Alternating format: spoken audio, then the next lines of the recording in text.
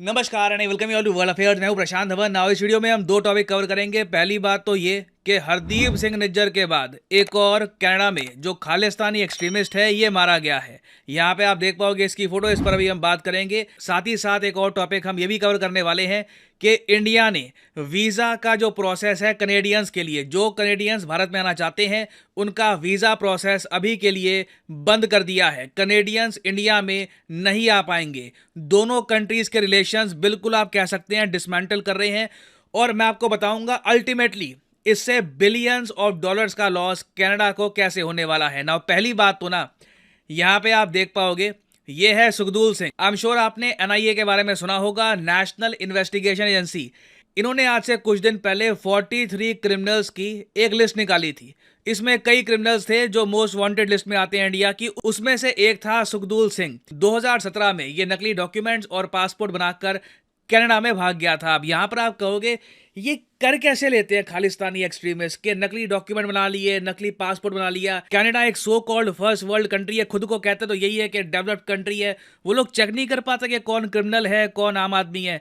देखिए, ये मैं कहूंगा कि कनाडा की जो नीति है ना उसको लेकर एक क्वेश्चन हमेशा रेज होता है कि जो खालिस्तानी एक्सट्रीमिस्ट है ना उनको बड़े आराम से जगह वहां पर मिल जाती है और लोगों का वीज़ा यहाँ पे रिजेक्ट हो या ना हो, मगर जो खालिस्तानी एक्सट्रीमिस्ट हैं वो कैसे ना कैसे करके कनाडा में जगह बना लेते हैं। तो हरदीप सिंह निज्जर के बाद सुखदूल सिंह की न्यूज़ ये आई है कि विनिपेग एक जगह है कनाडा में, यहाँ पर ये मारा गया। और विनिपेग यहाँ पे आपको अगर मैं मैप पे दिखाऊं तो यहाँ पर आप देख पाओगे, ये मैं जूम इन कर रहा हूँ विनिपेग पर।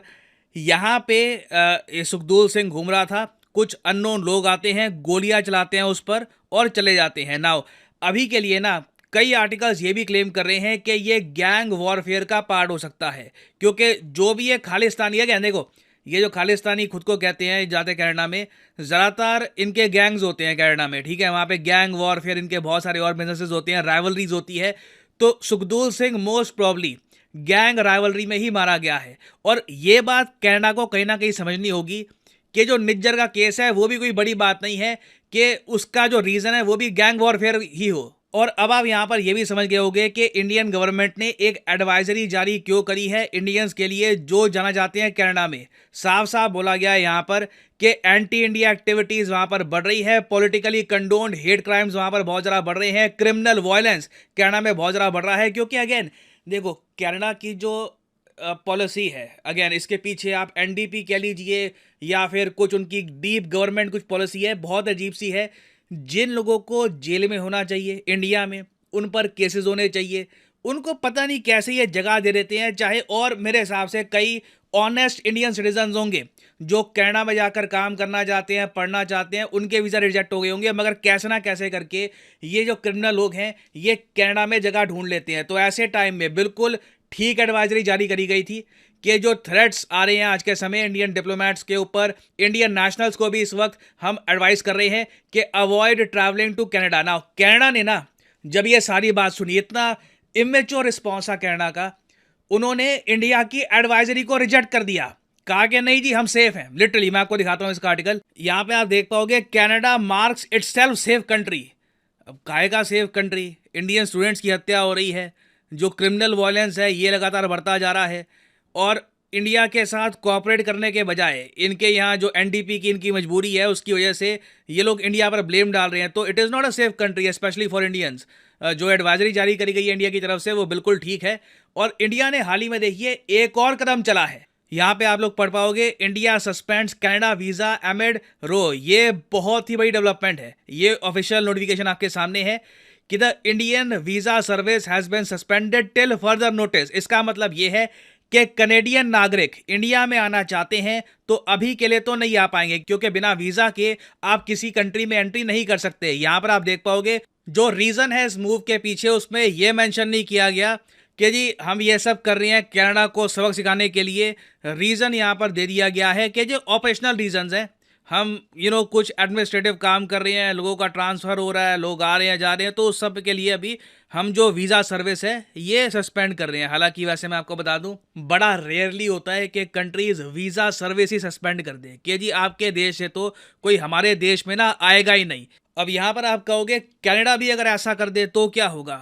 तो जो इंडियन स्टूडेंट्स हैं जो इंडिया से जाना चाहते हैं कनाडा में पढ़ने के लिए वो नहीं जा पाएंगे। देखो मैं वैसे कहूँगा ऑलरेडी लाखों इंडियन स्टूडेंट्स 3 लाख के आसपास बताते हैं, 3 लाख इंडियन स्टूडेंट जाते हैं कनाडा में और उनकी इकोनॉमी को सपोर्ट करती हैं। 2021 में बताया गया था कि जो इंडियन इंटरनेशनल स्टूडेंट्स हैं ना, इन्होंने $6 बिलियन का, ये अगेन डायरेक्ट कैश है, हम यहाँ पे बात नहीं कर रहे कि जी लाइन ऑफ क्रेडिट लोन वगैरह, दिस इज कैश। ये पैसा सीधा इंडियन इकोनॉमी से उठाकर स्टूडेंट्स करोड़ों रुपए सीधा पंप इन कर देते हैं कनेडियन यूनिवर्सिटीज़ में। और इससे होता पता है क्या है? होता यह है जी कि इंडियन स्टूडेंट्स तो लाखों रुपए देकर सेमेस्टर के हिसाब से 60-70 लाख रुपए के आसपास पे करके वहाँ पे कनाडा में पढ़ते हैं, मगर कनेडियन स्टूडेंट्स के लिए जो फीस है ये बड़ी कम होती है, वो बहुत सस्ते में पढ़ लेते हैं वहाँ पर। और इसलिए आज के समय कई कनेडियन यूनिवर्सिटीज़ हैं वो लिटरली इंडियन स्टूडेंट्स के पैसों पर चलती है। मैं आपको कनेडियन इकोनॉमी का बता दूं, इंडियन स्टूडेंट्स का इतना बड़ा कंट्रीब्यूशन रहता है। हमारे स्टूडेंट्स ना काफ़ी बार कम वेजेस में काम करने को भी तैयार हो जाते हैं, जिससे कनाडा में जो इन्फ्लेशन है ना वो भी कंट्रोल में रहती है। आप इंडियन स्टूडेंट्स को बाहर निकाल दो कनाडा से, आप देखोगे इन्फ्लेशन इतनी तेज़ी से ऊपर जाएगी, क्योंकि वहाँ पर बर्थ रेट ऑलरेडी कोलैप्स कर रहे हैं, आबादी वहाँ पे ऑलरेडी कोलैप्स कर रही है, फैमिली सिस्टम जो है इट इज़ कम्प्लीटली कोलैप्सिंग। तो इंडियन स्टूडेंट्स का रोल इतना ज़रा बड़ा है। अगर कनाडा अपनी साइड से कोई बड़ा स्टेप चलता है, it will drastically impact the Canadian economy. Indian students की नीड आज के समय इतनी है, यूरोप में कई देश हैं, जापान है, कई कंट्रीज़ हैं, वो तरसते हैं कि इंडियन स्टूडेंट्स यहाँ पे आ जाएं, वो बिलियंस ऑफ डॉलर्स हमारी इकोनॉमी में आ जाएं। तो अगेन देखना होगा कि कनाडा यहाँ पर क्या करता है। इंडिया ने अपनी साइड से बोल दिया है कि हमें तुम्हारे लोग नहीं चाहिए, बाकी नेक्स्ट इज योर मूव। तो देखना होगा क्या होगा आने वाले समय में।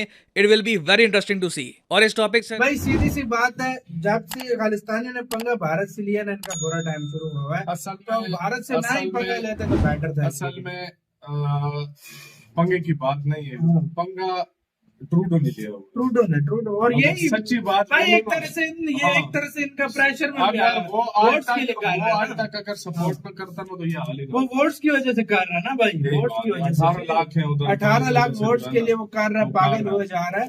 तो पाकिस्तान पार्ट 2 होना वो बात की बात है। यहाँ पर जस्टिन ट्रूडो जो है, अगर उसकी मेजोरिटी वाली वो गवर्नमेंट होती ना तो वो ये बयानबाजी नहीं करता। अब उसको सपोर्ट मिला हुआ है, जिस सपोर्ट का मिला हुआ है, जिस पार्टी का वो एक खालिस्तानी उस चीज को सपोर्ट करता है। तो अब ये चीज देख लो आप कि वहां से अब वो भी तो बोलेगा ना हमारे मुद्दे पे कौन बात करेगा, नहीं तो सपोर्ट वापस।